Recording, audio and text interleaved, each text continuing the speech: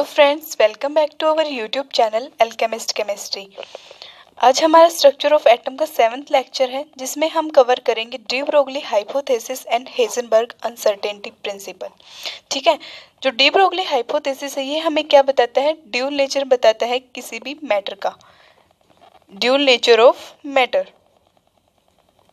इससे पहले हमने क्या पढ़ा था? Dual nature of light. ठीक है, जो ड्यूल नेचर ऑफ लाइट है उसके बारे में सबसे पहले हमें किसने बताया था? आइंस्टीन ने बताया था। लेकिन उसको प्रूव किसने किया था? मैक्स प्लैंक ने। किसने? Max Planck. मैक्स प्लैंक ने अपनी एक थ्योरी दी थी, थ्योरी ऑफ क्वांटाइजेशन। उसमें उन्होंने बताया था कि जो हमारी लाइट है, जितनी भी हमारी लाइट्स हैं, रेडिएशंस हैं, हम क्या सोचते थे? वो सब क्या है? वेव है, कि वेव की फॉर्म में वो काम कर रही हैं।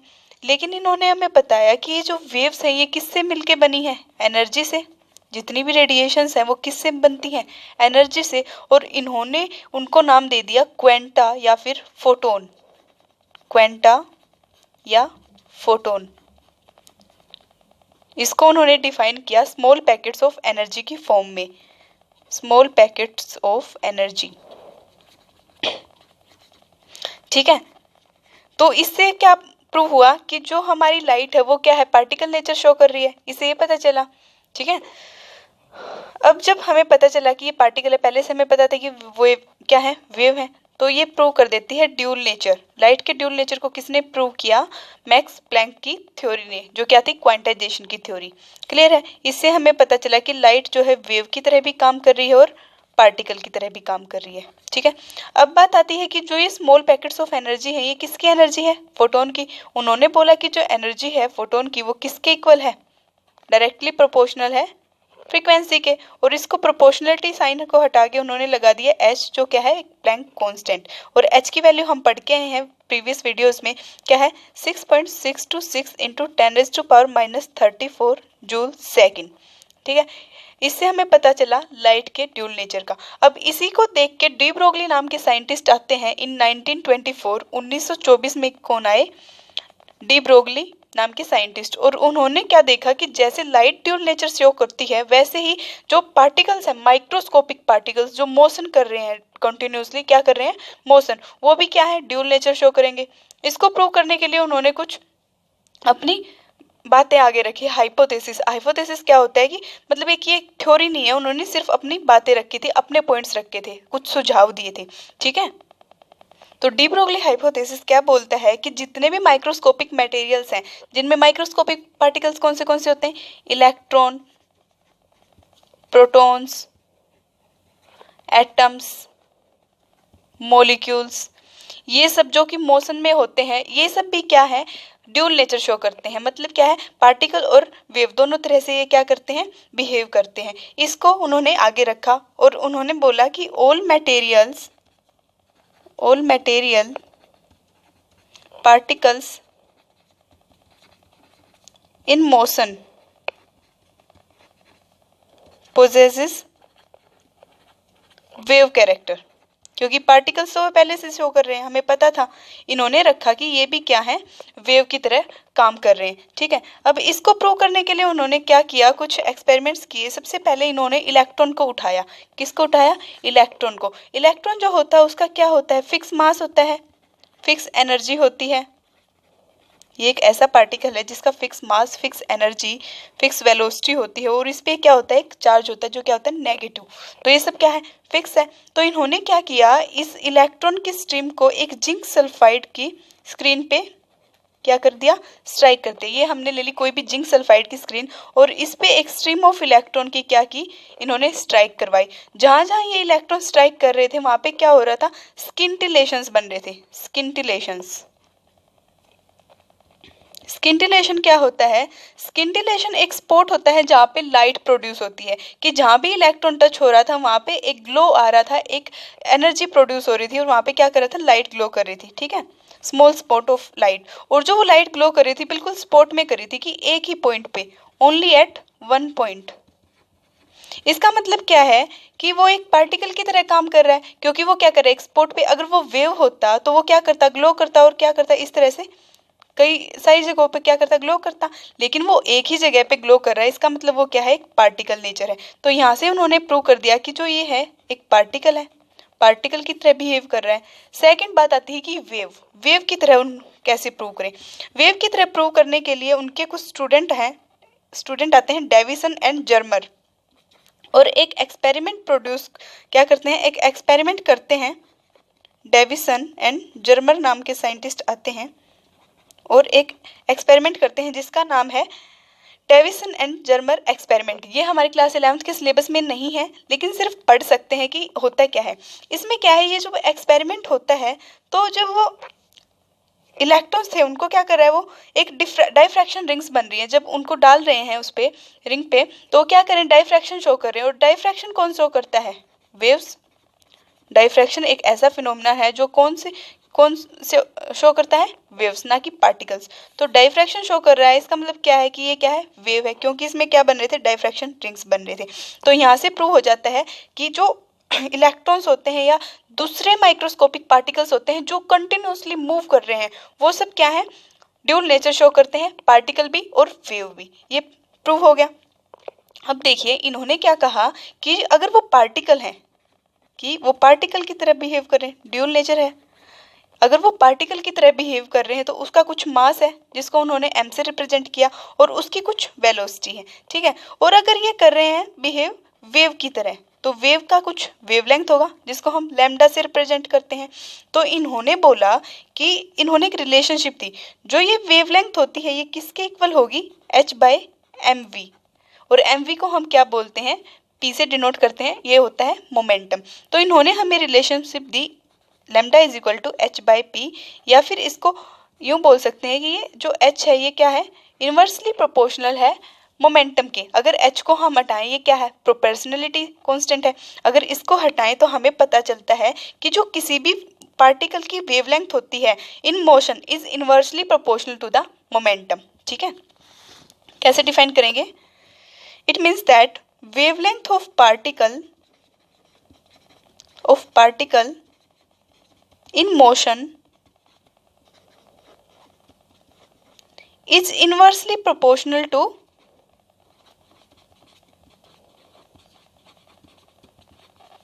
to momentum। मोमेंटम किसका, उस पार्टिकल का, मोमेंटम ऑफ पार्टिकल। ये था हमारा डी ब्रोगली हाइपोथेसिस। अब इसकी रिलेशनशिप कैसे होती है वो देखेंगे।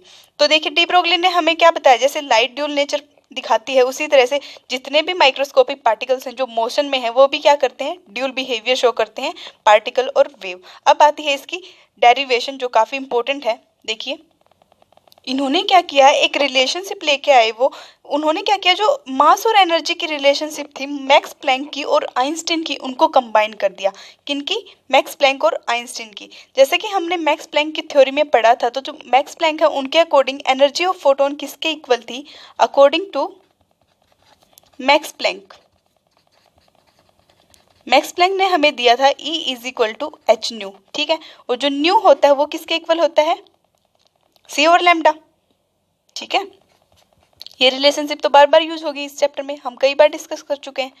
तो इन्होंने क्या दिया था, जो ई है वो किसके इक्वल है, एच सी ओवर लैम्डा। अगर एक पल के लिए इसको हम मान ले इक्वेशन फर्स्ट, तो सेकंड इन्होंने लिया अकॉर्डिंग टू आइंस्टीन थ्योरी, ठीक है। आइंस्टीन के अकॉर्डिंग क्या था, एनर्जी किसके इक्वल थी, mc², जिसमें m क्या है, मास ऑफ पार्टिकल, और c है वेलोसिटी या फिर स्पीड ऑफ लाइट, ठीक है। इसको मान लिया इन्होंने सेकंड इक्वेशन। इन दोनों को कंबाइन करके जो इन्होंने रिलेशनशिप दी उसको हम बोलते हैं de Broglie hypothesis. From first and second अगर हम देखें, from first and second equation अगर इनको इक्वेट करें तो हमारा क्या आता है, h nu is equal to mc², ठीक है। अब देखिए इसमें वैल्यू पुट कर देते हैं न्यू की, c over lambda is equal to mc²। हमें क्या चाहिए, लैम्डा, तो लैम्डा को अगर उधर ले जाएं हम तो क्या आएगा हमारा, hc over mc² is equal to lambda.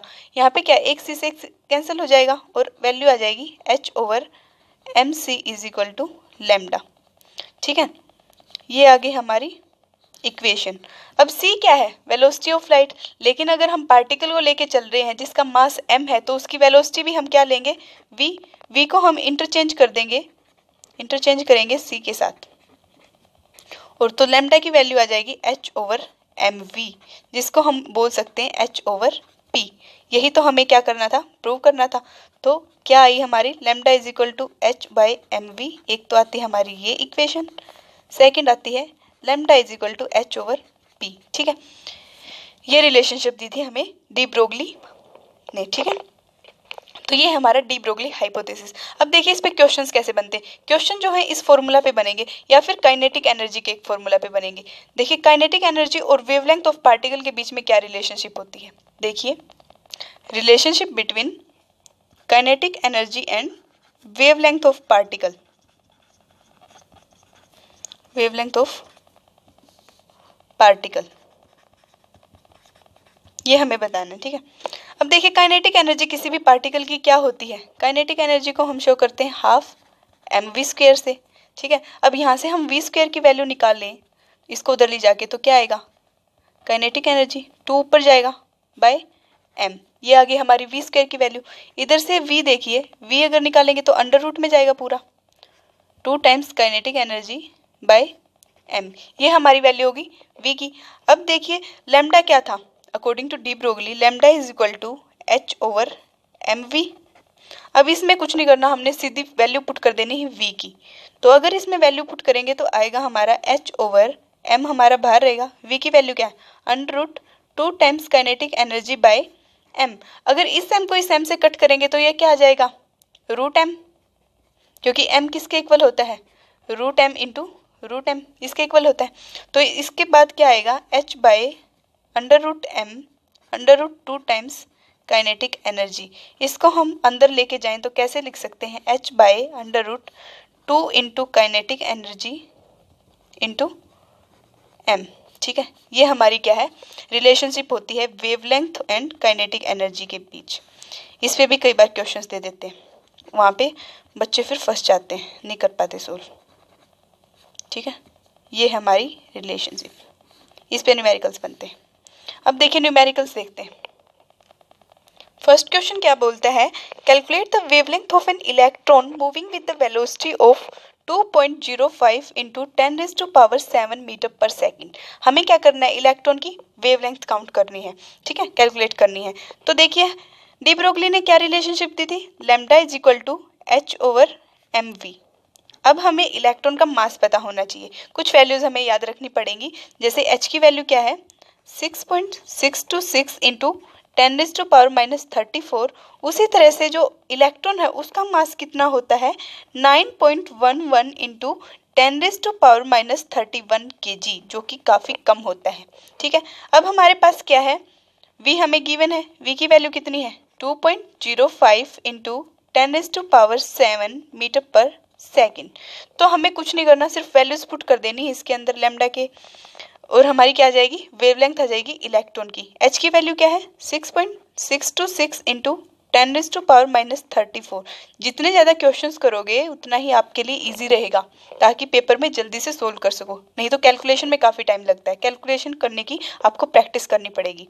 अब देखिए m की वैल्यू रखेंगे 9.11 इंटू 10⁻31, v की 2.05 इंटू 10⁻7, और इसको सोल्व करेंगे तो हमारी क्या आ जाएगी, लैम्डा की वैल्यू आ जाएगी, जो क्या होगी, वेवलेंथ ऑफ इलेक्ट्रॉन। ठीक है, इसको सोल्व करके देखना आप, इसको जब आप सोल्व करोगे तो आपका कुछ आंसर क्या आएगा, 3.55 इंटू 10⁻11 मीटर। सोल्व करके जरूर देखना। ठीक है, कैलकुलेशन करनी बहुत इंपॉर्टेंट है, क्योंकि मल्टीप्लिकेशन में और इनमें काफ़ी गलतियां करते हैं बच्चे। सेकेंड क्वेश्चन देखना, if the velocity of electron in Bohr's first orbit is this.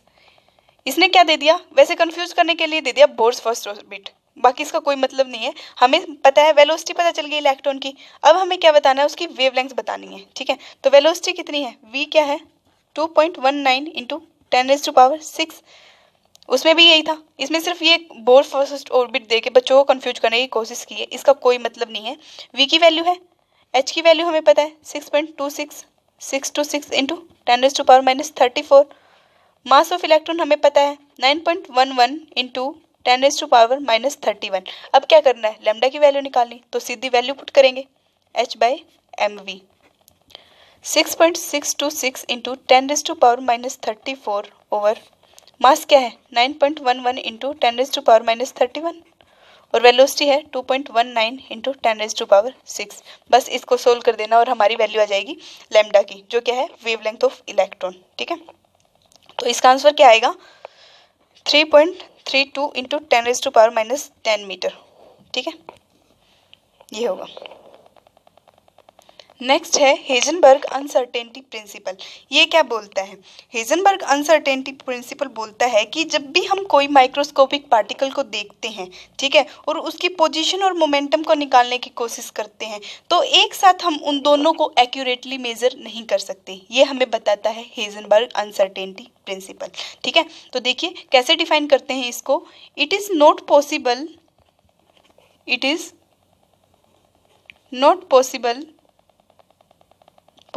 to measure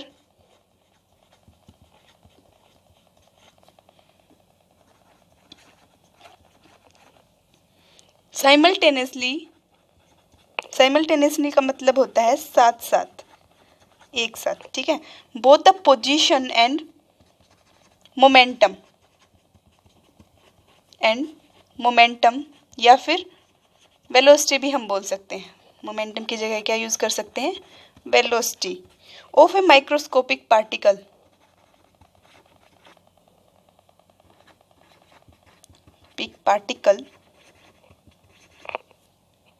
with absolute accuracy.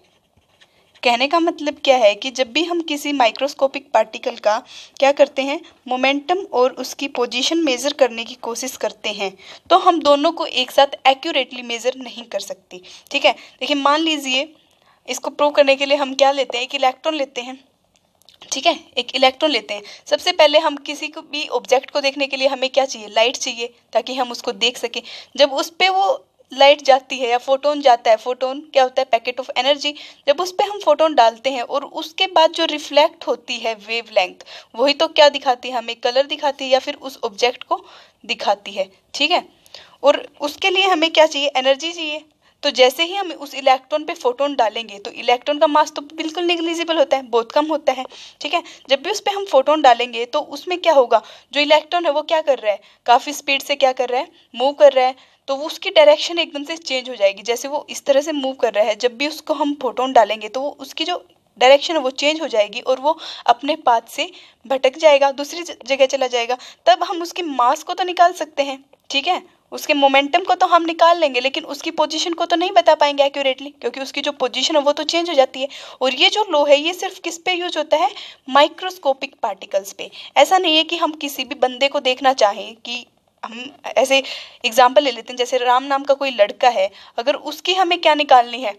Position निकालनी है, मोमेंटम निकालना है, तो वो तो हम इजीली निकाल सकते हैं, क्योंकि वो क्या है? एक काफ़ी बड़ा पार्टिकल है। ठीक है, उस पर अगर हम लाइट डालते हैं तो उसका कोई फ़र्क ही नहीं पड़ता। उसकी ये नहीं है कि उसका मोमेंटम चेंज हो जाएगा, उसकी डायरेक्शन चेंज हो जाएगी। लेकिन अगर माइक्रोस्कोपिक पार्टिकल्स की बात करें तो उनमें ऐसे छोटे छोटे चेंज आ जाते हैं जिसकी वजह से उनका जो मोमेंटम और पोजीशन है उसको हम एक्यूरेटली मेजर नहीं कर पाते। ठीक है, तो देखिए इसके लिए हमने क्या लिया? डेल एक्स को हम मान लेते हैं अनसर्टेनिटी इन पोजीशन या फिर एरर इन पोजीशन। ठीक है, जो आपको इजी लगे वो लिख सकते हैं, एरर इन पोजीशन या फिर अनसर्टेनिटी इन पोजीशन। और डेल पी मान लिया हमने एरर इन मोमेंटम। एरर की जगह हम क्या यूज कर सकते हैं?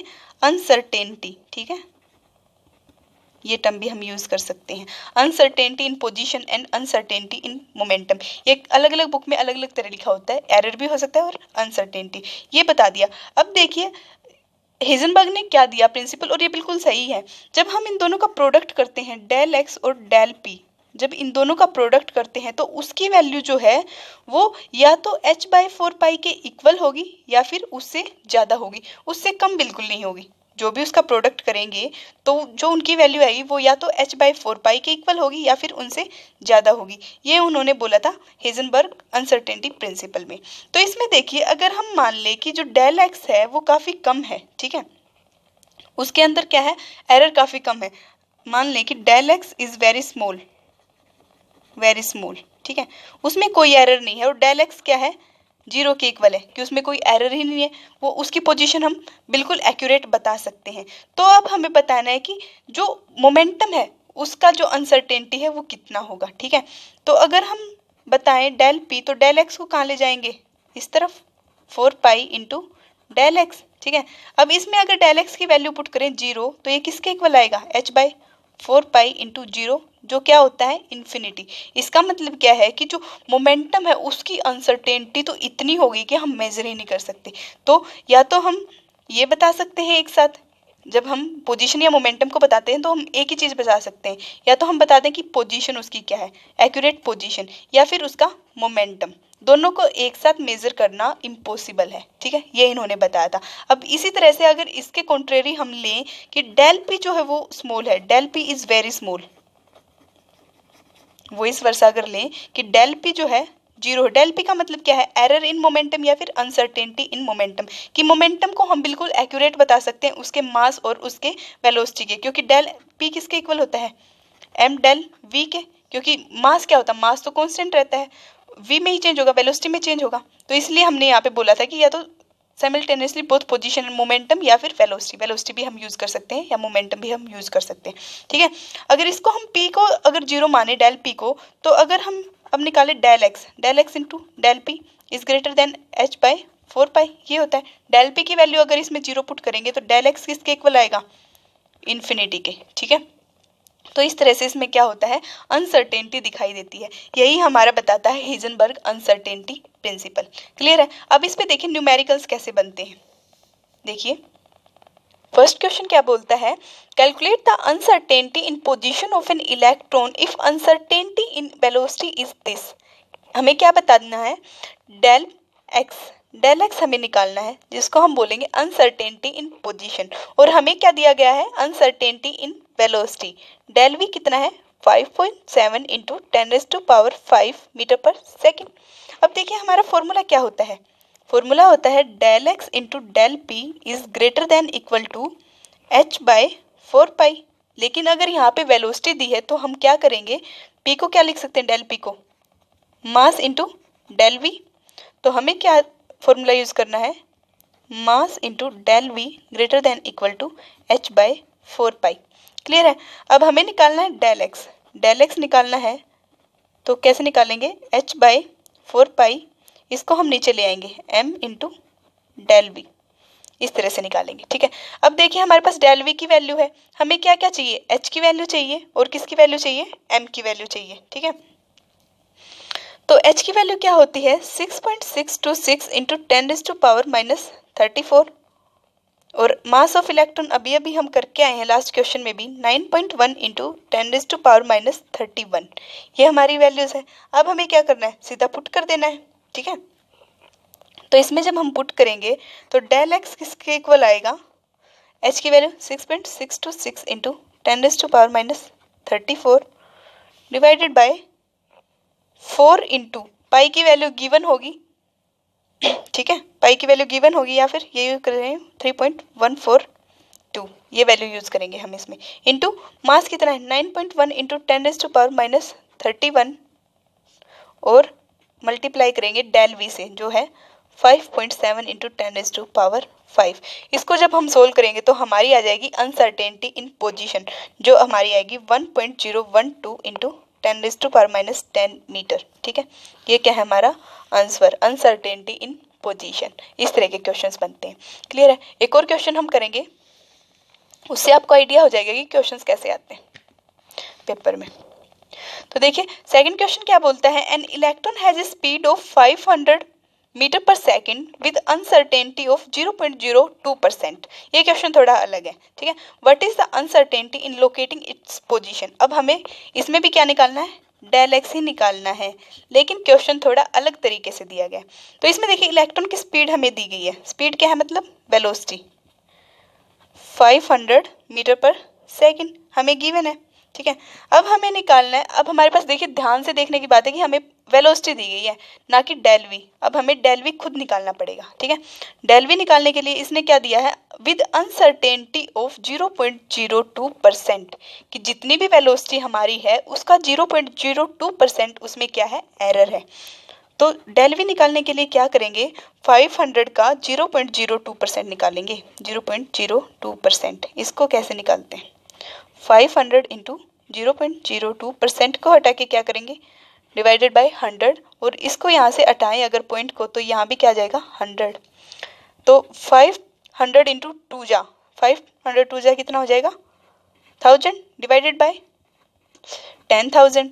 इसको जब हम डिवाइड करेंगे तो हमारी जो डेल वी है वो कितना आ जाएगा 0.1 मीटर पर सेकेंड। तो हमने क्या निकाल लिया, डेल वी निकाल लिया। इसमें बच्चे बहुत फंसते हैं, ठीक है। तो इस तरह के क्वेश्चंस में हमें ध्यान देना है कि हमें क्या गिवन है, वेलोसिटी दी है या फिर एरर दिया है वेलोसिटी के अंदर। अब तो क्वेश्चन इजी बन गया, हमें क्या निकालना है, डेल एक्स निकालना है। तो सीधा है, डेल एक्स कैसे निकालेंगे, h/4 into m into del v, सीधी वैल्यू पुट कर देनी है, ठीक है। वैल्यूज तो हमें याद हो जानी चाहिए, इतने क्वेश्चंस हम करते आ रहे हैं 3-4 वीडियोस से, न्यूमेरिकल्स आ रहे हैं तो हमें याद होंगे। h की वैल्यू क्या है 6.626 इंटू 10⁻⁻34। जितनी प्रैक्टिस करोगे उतनी ज़्यादा आपको वैल्यूज याद होती चलेंगी। सेकंड 4 इंटू पाई की वैल्यू 3.14 इंटू मास कितना है 9.1 इंटू 10⁻31, ठीक है। और मल्टीप्लाई किसके साथ करेंगे, डेल वी के साथ, जो हमारी 0.1 है। अब इसको जो सोल्व करके आंसर आएगा वही हमारा क्या होगा, del x, uncertainty in position. और जब इसको हम सोल्व करेंगे तो वो हमारा आएगा 5.77 इंटू 10⁻⁻4 मीटर। ये क्या है हमारा आंसर, ठीक है। इस तरह के क्वेश्चंस बनते हैं हाइजेनबर्ग अनसर्टेनिटी प्रिंसिपल पे। क्लियर है। तो आज के लेक्चर में हमने पढ़ा डी ब्रोगली हाइपोथेसिस और हाइजेनबर्ग अनसर्टेनिटी प्रिंसिपल, ठीक है। तो आज के लिए इतना काफ़ी है। जितने ज़्यादा आप क्वेश्चंस करेंगे उतना ही आपको प्रॉफिट होगा। तो जितने हो सके उतने ज़्यादा न्यूमेरिकल सोल्व करके देखना, इनके काफ़ी इजी कंसेप्ट है। Okay guys, thank you for watching and keep supporting.